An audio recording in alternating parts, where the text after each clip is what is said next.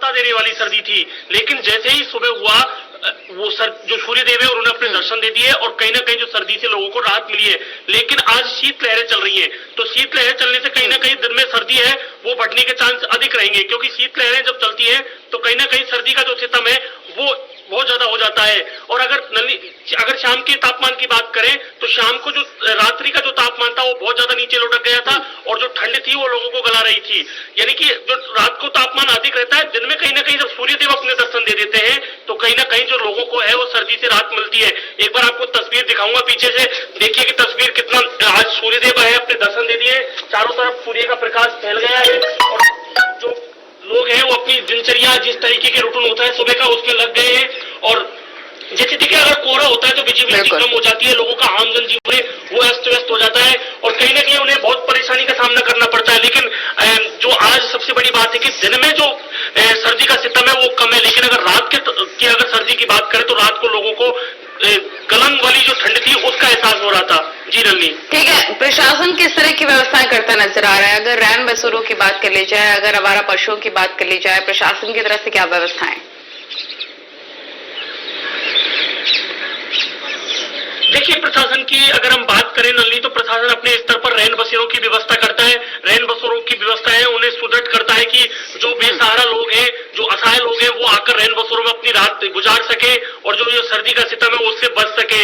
वहीं अगर हम बात करें सबसे ज्यादा अगर जो बेजुबान पशु होते हैं या पक्षी होते हैं उन्हें भी सर्दी का सितम लगातार सताता है। जैसे ही धूप निकलती है तो जो बेजुबान पक्षी हैं वो बाहर आ जाते हैं। इस समय प्रदेश में बर्ड फ्लू चल रहा है, जगह जगह जो पक्षी हैं उनकी मौत हो रही है। लेकिन जब सूर्यदेव बाहर आते हैं तो पक्षी बाहर आकर अपने धूप सेकते हुए नजर आते हैं, जो भी नजारा काफी अच्छा लगता है। और कहीं ना कहीं प्रशासन है वो अपने स्तर पर लोगों को अलर्ट करता है कि सर्दी से बचें। मौसम विभाग बार बार अपनी चेतावनी देता है कि इन जिलों में बारिश की संभावना रहेगी या कोहरे की संभावना रहेगी। लोगों को अलर्ट किया जाता है कि लोग जैसे अभी भी येलो अलर्ट कर रखा है कई जिलों में, तो कहीं ना कहीं प्रशासन अपने स्तर पर चाहे वो मौसम विभाग हो चाहे नगर परिषद स्तर के कर्मचारी हो, सभी अपने अपने स्तर पर रैन बसेरों की व्यवस्थाएं करते हैं और मौसम विभाग द्वारा भी समय समय पर जारी कर दिया जाता है कि इन जिलों में भारी बारिश होने वाली है या इन जिलों में सर्दी अधिक होनी। तो प्रशासन अपने स्तर पर लोगों को चेतावनी भी देता है और व्यवस्थाएं भी करता है। जी, अगर तड़के सुबह की बात कर ली जाए, क्योंकि सुबह सुबह काफी घना कोहरा रहता है उसमें, ऐसे में विजिबिलिटी भी काफी कम हो जाती है, नतीजतन हादसों को दावत देने वाली परिस्थिति बन जाती है।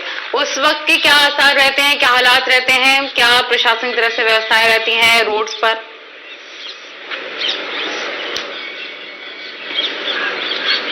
जी बिल्कुल, देखिए जो रोड की अगर हम बात करें कोहरे के कारण जो विजिबिलिटी कम होती है तो यातायात कर्मियों द्वारा जहां रेड लाइट को सुबह लेट जलाया जाता है वहां जल्दी जला दिया जाता है, रेड लाइटों को भी सुबह से जल्दी कर दिया जाता है जिससे कि रेड लाइटों का उपयोग सुबह से ही शुरू हो जाए। और वही दूसरी ओर जो लोग हैं उनको जागरूक किया जाता है कि जरूरी काम होने पर ही अपने घर से बाहर निकले और जो वाहन है उसकी लाइटें जलाकर रोड पर निकले, रफ्तार धीमी रखें और जिससे कि क्या है कि एक्सीडेंटल जो खतरे होते हैं वो कम हो। तो कहीं ना कहीं लोगों को जागरूक भी किया जाता है कि जब कोहरा अधिक है तो आप जरूरी काम होने पर ही घर से बाहर निकले, क्योंकि जैसे ही विजिबिलिटी कम होती है तो एक दूसरा वाहन दिखना काफी तो दिखने में बहुत ज्यादा दिक्कतें होती है। तो कहीं ना कहीं हालांकि लाइटों का सहारा लेते हैं लेकिन लाइटों में भी जब कोहरा अधिक होता है तो लाइटों में भी दिखाई नहीं देता है, तो कहीं ना कहीं जो एक्सीडेंट के खतरे हैं वो बढ़ जाते हैं।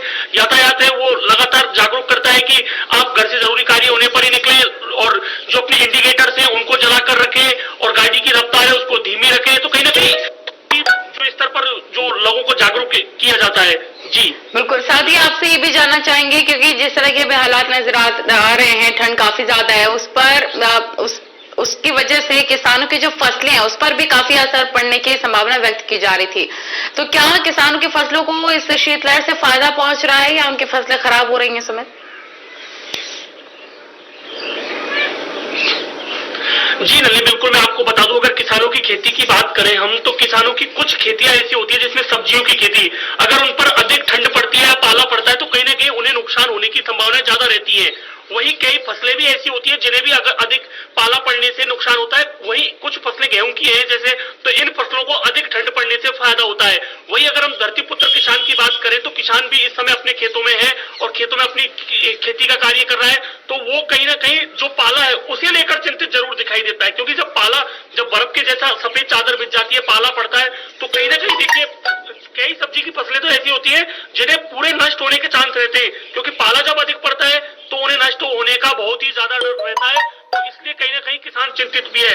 वही दूसरी बात, किसान इस समय देखिए कड़ाके की ठंड है, एक और सरकार किसानों के लिए बेहद प्रयास करती है कि किसानों को ठंड से बचाया जाए, और हम तस्वीरें भी देखते हैं कि किसान अपने खेतों में अत्यधिक, लेकिन कई गांवों में अब इस समय देखने को मिल रहा है कि जो लाइटें हैं वो रात की कर दी गई है। जो सिंचाई के लिए जो लाइट आती है वो कई फीडरों पर प्रशासन द्वारा रात को कर दी गई है। तो कहीं ना कहीं जो इस समय जो कड़ाके की ठंड है उसमें किसान अपने रात को सर्द हवाओं के बीच पानी उन्हें अपने खेतों में सिंचाई करनी होती है। तो कहीं ना कहीं जिन गांवों में ये करते हैं वहां कहीं ना कहीं किसानों का हल्का विरोध भी देखा जा रहा है, क्योंकि देखिए रात सर्द भरी रात है, हम अंदाजा लगा सकते हैं कि किस तरीके की राजस्थान की में कड़ाके की सर्दी पड़ रही है।